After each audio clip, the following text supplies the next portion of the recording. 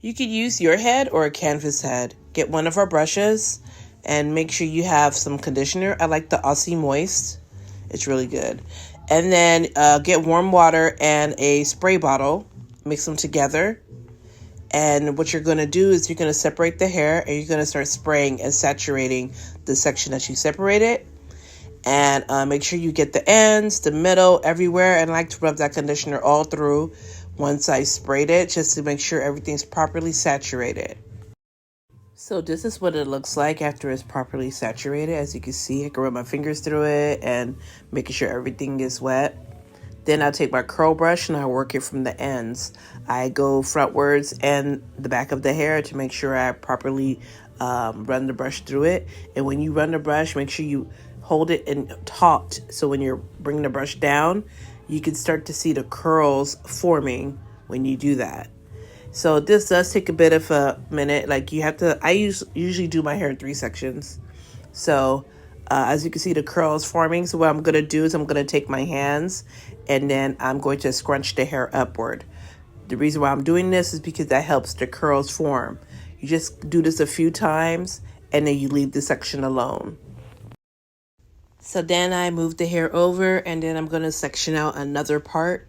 So you want to just section it out, get like a clamp or something or a clip, and then put the other hair away. And we're going to repeat the process. We're going to get our spray bottle and we're going to properly spray and saturate, focus on the ends, the middle, the top, get everywhere saturated.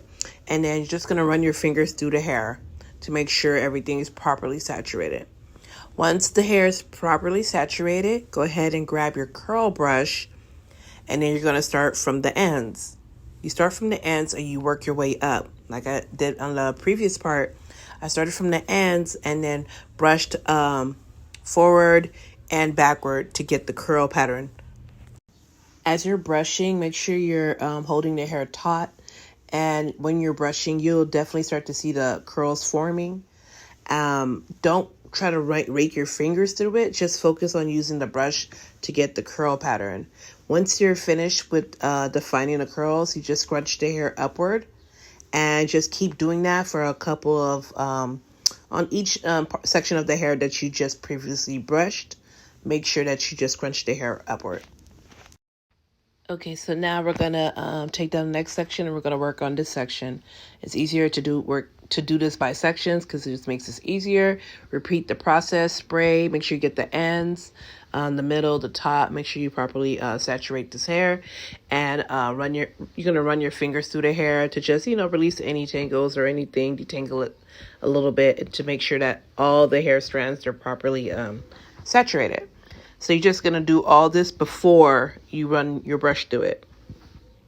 Okay, so after, we're going to start with the brush again. We're going to start from the bottom, work our way up mid-shaft, and just keep forming the curls with our curl brush.